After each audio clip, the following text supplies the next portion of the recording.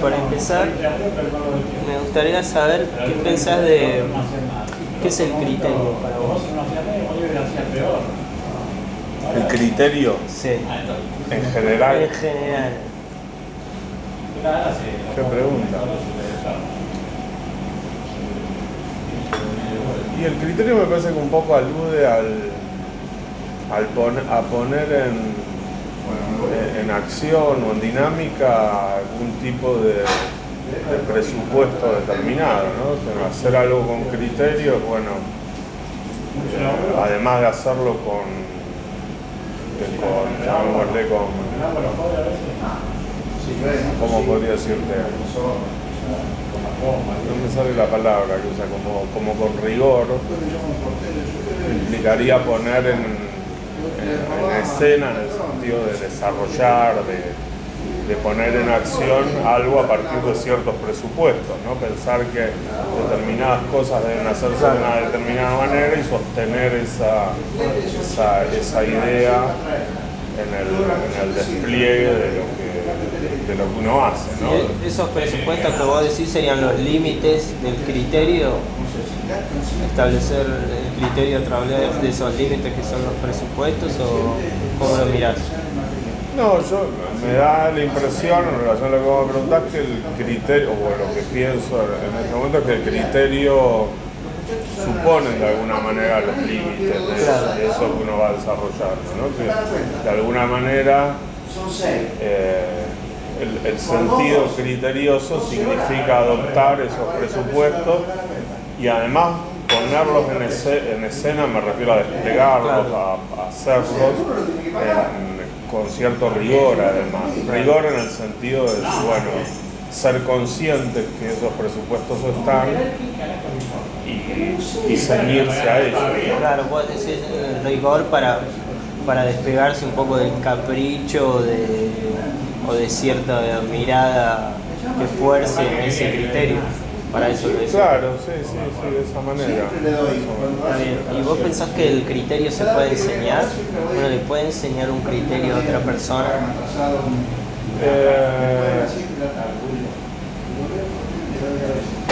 Sí, lo que se puede enseñar más que es como a tener ese sentido criterioso que también está ligado a cierto rigor de trabajo, ¿no? Claro.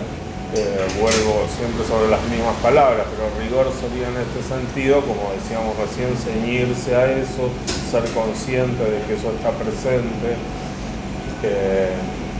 Si uno no es del todo consciente, bueno, tratar de delinearlo de alguna manera. Yo creo que todo eso puede enseñar uno puede transmitirlo de alguna manera, ¿no? Quizás lo que no puede transmitir es cómo se construye uno puede transmitir este sentido de lo criterioso, pero hay determinados, paradójicamente, criterios de trabajo que uno también va desarrollando a partir de la propia mirada, ¿no? Entonces lo que uno podría enseñar, me parece, es como ese marco, a sostener ese marco que le permite a uno organizar el trabajo, ¿no? Esta idea del criterio. O sea, vos decís que se puede enseñar no a desarrollar la propia mirada, sino a sostenerla. Claro, sería más eso, ¿no? A ser consciente de cuál es la propia mirada, digamos, tratar de indagar en cuáles son esos presupuestos que funcionan en el accionar de uno como parámetros de trabajo, y a partir de eso, bueno, al hacerlos conscientes, darle como una forma en el despliegue que permita sostenerlo. ¿Y qué alarmas vos podés darle a la persona para que detecte esa propia mirada que tiene, para que desarrolle? O sea, cuando vos decís que la persona establece un criterio y desarrolla una mirada, ¿qué alarma se podría enseñar para detectar esas cuestiones?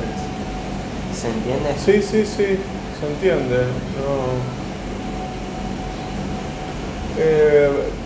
Por ahí primero, digamos,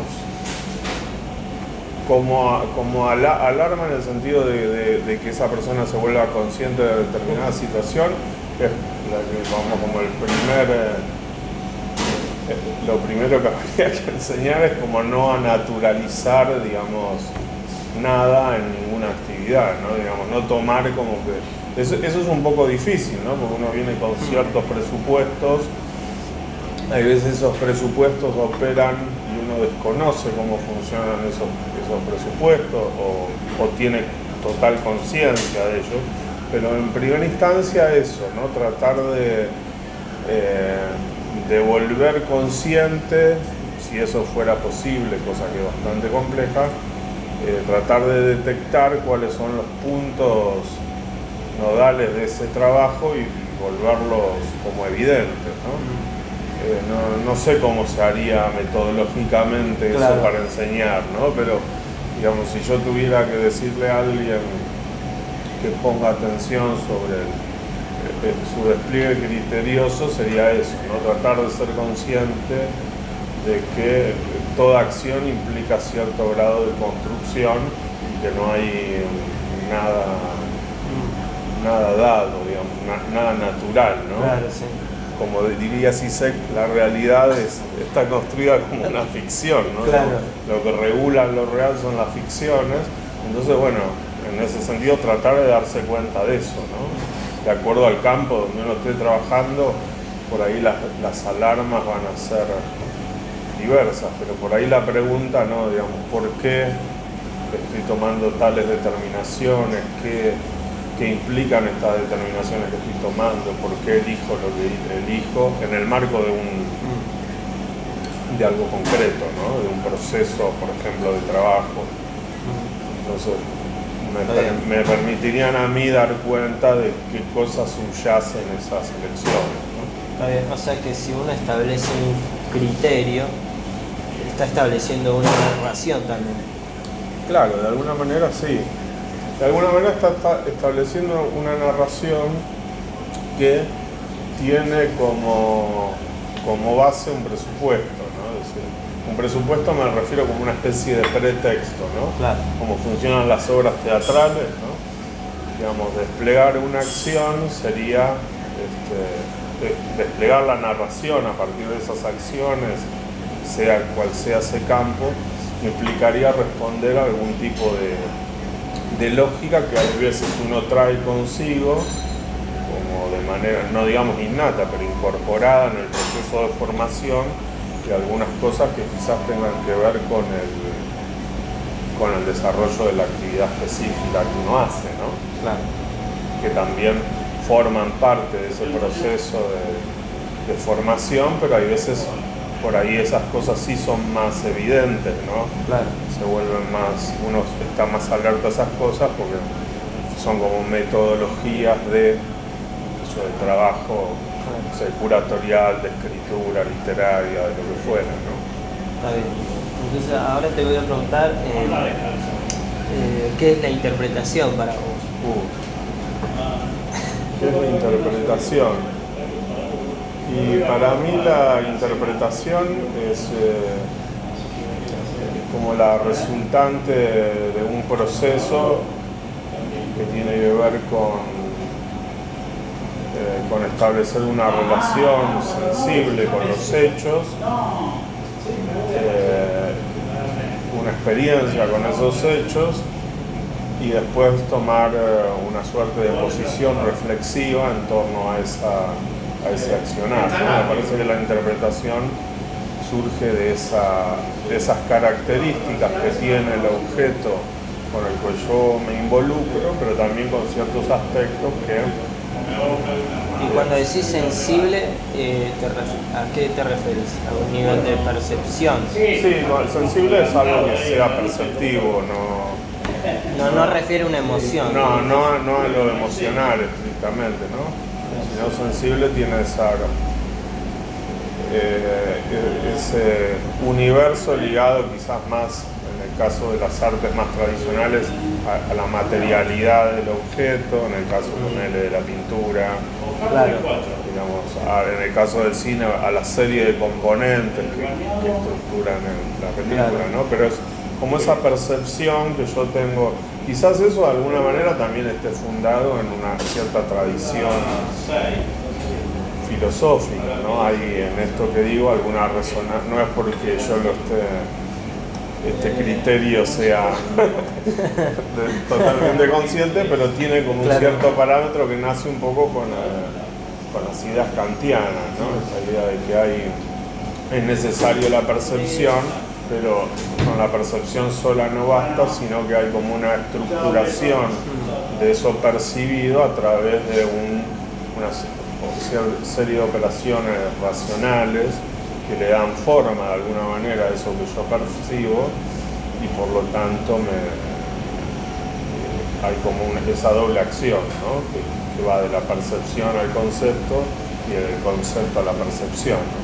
Entonces uno puede separar la percepción de la emoción.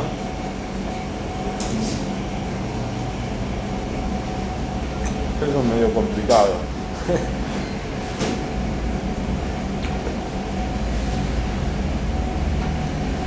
Se supone que tanto lo perceptivo como la emoción, si bien no sé si se pueden separar, responden como un mismo territorio o forman parte de un mismo ámbito, ¿no? Que sería el ámbito de lo que tradicionalmente se llama lo inmediato, ¿no? Es decir, aquellas experiencias que no están tamizadas por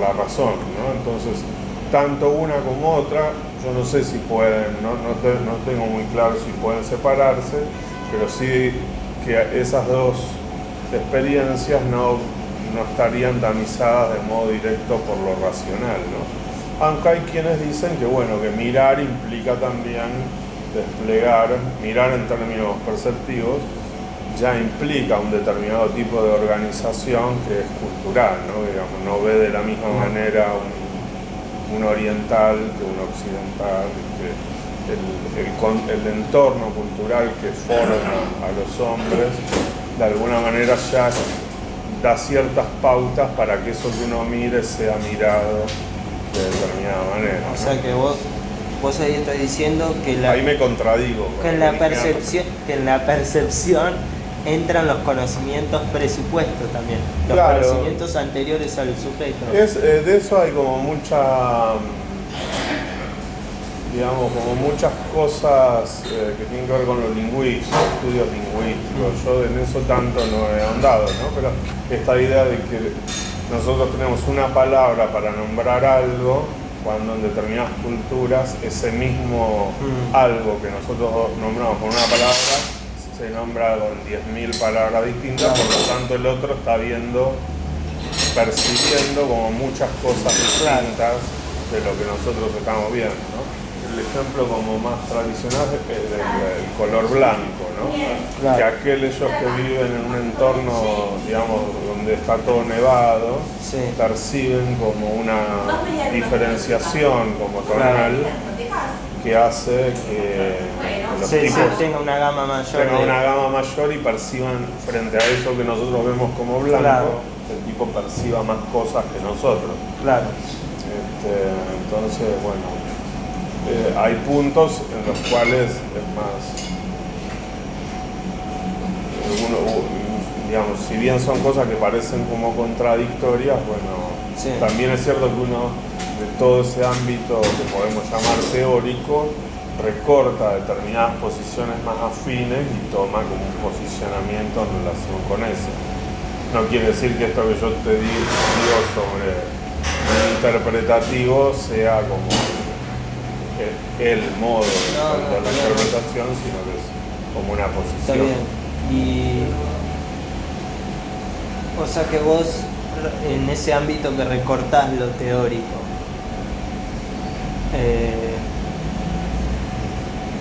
lo ayudás cuando vos recortás lo teórico, volvemos a la idea, ¿qué criterios tenés? ¿Tenés criterios en el sentido de que te ayuden en la percepción? ¿Con qué criterios vas recortando el ámbito teórico?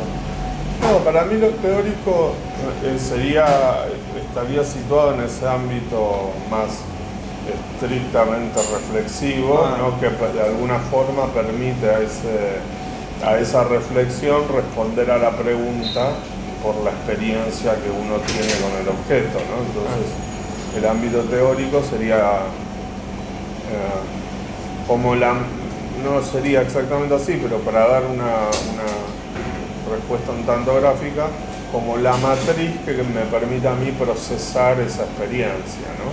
Digamos, si yo varío esa matriz teórica, voy a tener diferentes también resultados, ¿no? En torno a la percepción del objeto. Está bien. Bueno. A la percepción mediada, ¿no? Como a la racionalización de esa experiencia. Bien. Y ahora me gustaría preguntarte, o sea, viendo la cantidad de actividades expresivas y gestos expresivos que hay, ¿por qué crees que está la necesidad siempre de aglomerar todas las actividades en el arte? En forzar todas a que entren dentro del arte. El mundo del arte. ¿Por qué existe esa necesidad?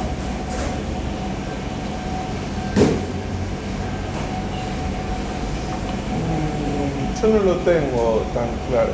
Lo que vos decís es cierto y es algo que se ve, ¿no? De hecho hay muchas como discusiones que se dan a qué cosa entra del mundo del arte y qué no, que uno se preguntaría, bueno, pero ¿por qué debería todo estar allí, no? Sobre todo cuando aparecen las discusiones en el ámbito de lo latinoamericano, ¿no? Ciertas producciones estéticas que se discute el concepto del arte por ser un concepto eurocentrista. Entonces parecería que es necesario redefinir algo de eso para que entre algo que queda excluido, ¿no? Nada porque esté en el universo del arte debería ser bueno. Claro, pertenecer ahí. Pero me parece que por ahí hay cierta respuesta que dan alguna gente en el siglo XVIII, ¿no? El universo romántico, que después es retomada por Benjamin más específicamente, que tiene que ver con cierto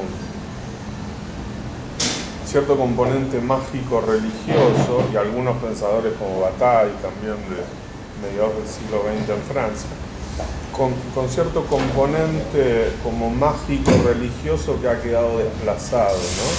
Es decir, eso que ocupaba como un lugar central en la vida del hombre durante muchos siglos, en el mundo moderno ha quedado como separado, excluido, ¿no? El advenimiento de la vida moderna hace que ese componente mágico religioso ya no pueda, frente al avance de lo científico y de lo tecnológico, dar respuestas a la vida del hombre, pero de alguna manera esas respuestas simbólicas que daba lo mágico religioso parecen haberse como desplazado y quedado en estado de latencia en el mundo del arte, ¿no? Esta idea de que el arte es estrictamente simbólico, en el sentido de que siempre refiere a algo que está fuera de sí y que además es como inabarcable, ¿no? La idea de profundidad en los románticos tenía que ver con esto, ¿no? Sumergirse en algo que uno no puede encontrarle los bordes, ¿no? Claro. Entonces esa experiencia que en algún momento estuvo vinculada a ese universo mágico religioso, todavía en algunas experiencias más fuertes, en otras un poco menos, pero todavía sigue flotando como uno de los elementos constitutivos de lo artístico, ¿no? Esta idea de erigirse en el espacio de lo simbólico, no en términos psicoanalíticos lacanianos, ¿no? Claro, Sino claro.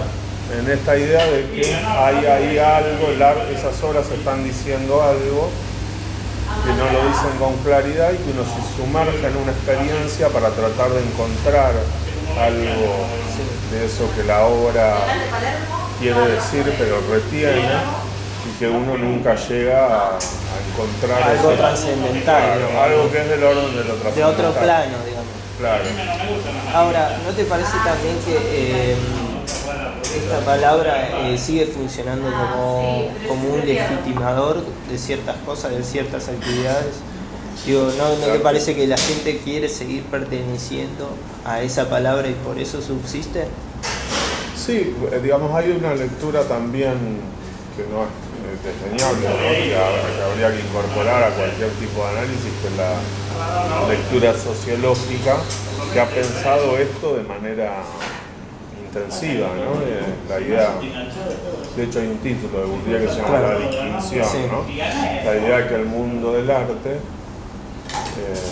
permite el acceso sobre todo al mundo del arte y a la decodificación de sus producciones, permite como cierto grado de distinción, quizás tan potente como tener un Mercedes-Benz, claro. si se quiere. Lo digo muy brutalmente. Sí, pero que te da estatus. Claro, digamos, pertenecer, y eso se verifica, y eso verdaderamente se verifica en determinados estamentos de lo artístico, ¿no? Esta idea de pertenencia, de ser un iniciado en determinados campos, de diferenciarse, ¿no? Él tiene un concepto muy interesante también, que es la idea del campo de producción restringido, ¿no? Que sería un momento en que un determinado campo se cierra sobre sí y donde además los productores producen para artistas producen para artistas, ¿no? Y son considerados por sus pares, ¿no? Claro. Entonces son campos muy chicos y muy cerrados, donde justamente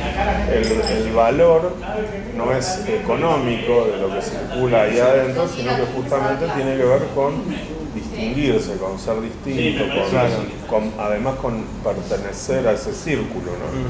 Entonces, en cierta medida hay cuestiones de lo artístico que funcionan, que no tienen ese sentido trascendente del cual hablábamos, pero que funcionan de esa manera.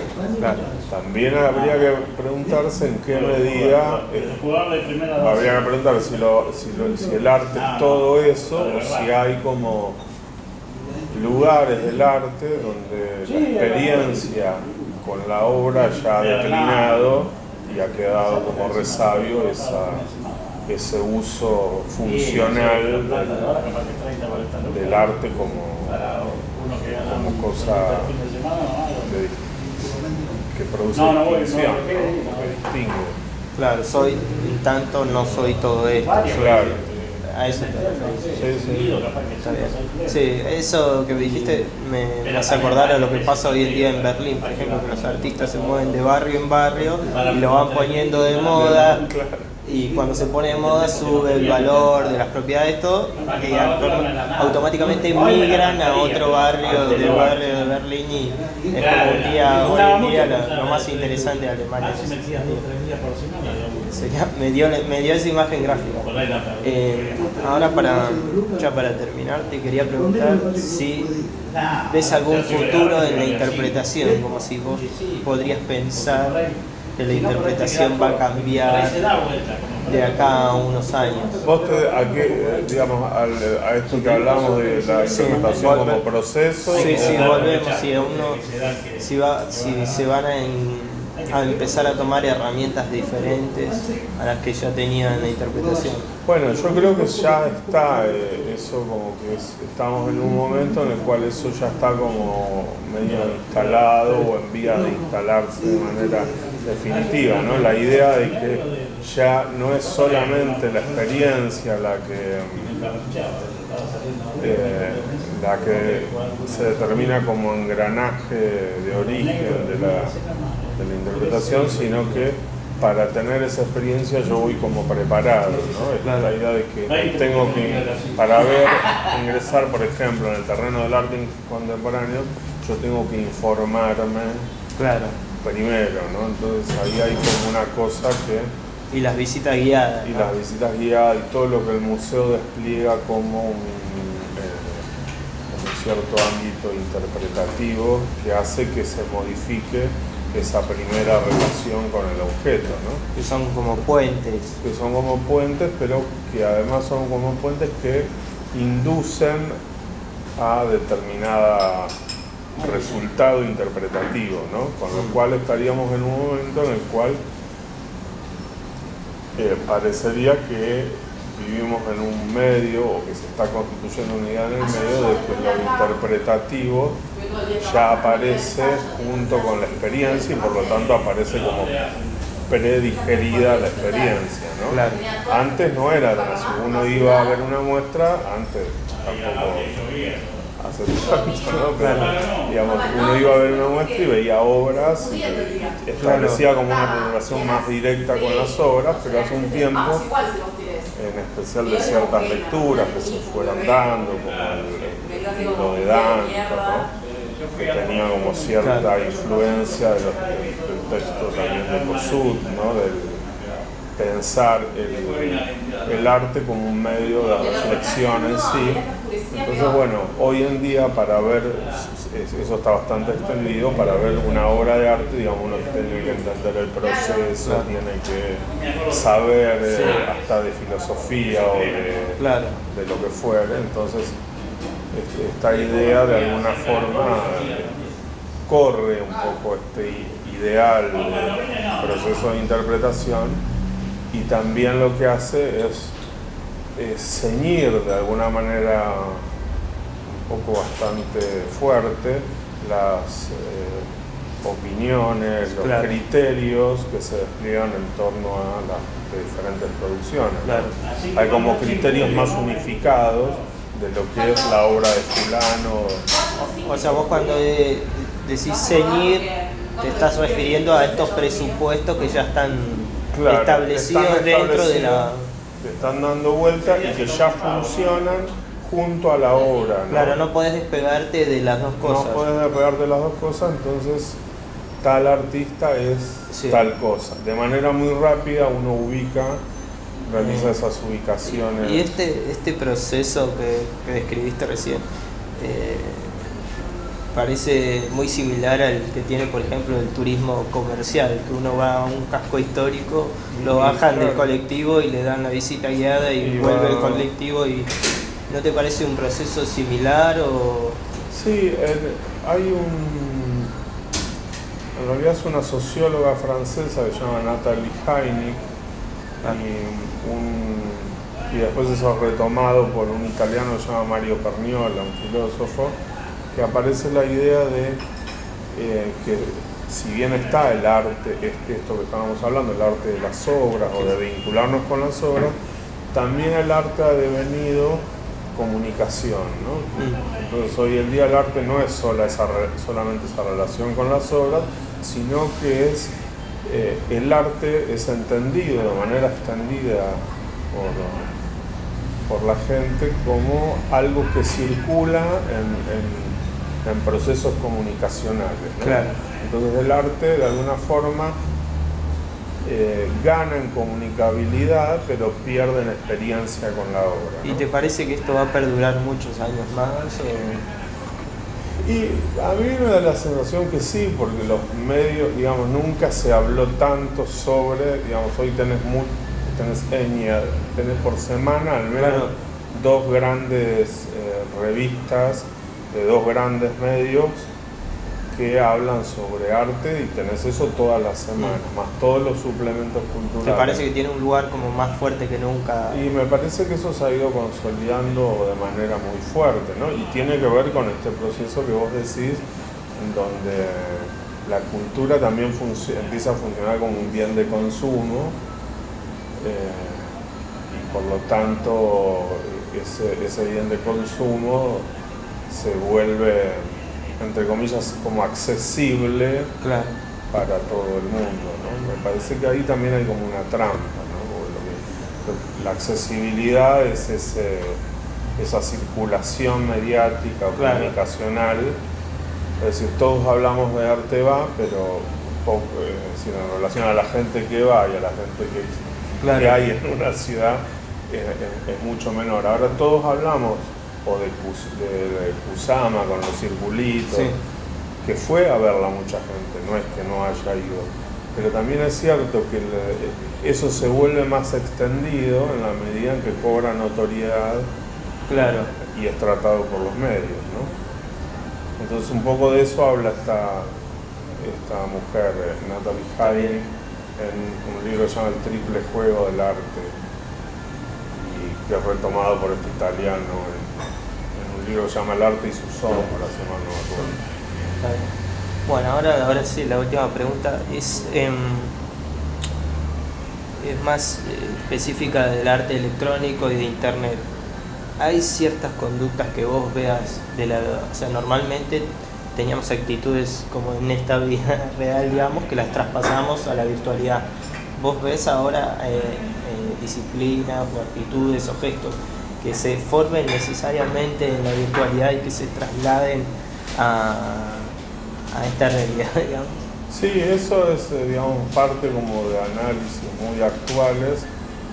Hay todo un campo que se llama nueva estética, que trata de ver eso, ¿no? Como es antes, digo, cuando surge Internet, en los 90, Internet esa también cerrazón de Internet como un espacio aparte, como un espacio nuevo y otro, empezó a dar como ciertas pistas de que, por ejemplo, podría convertirse en un lugar para los artistas sin las regulaciones institucionales, ¿no?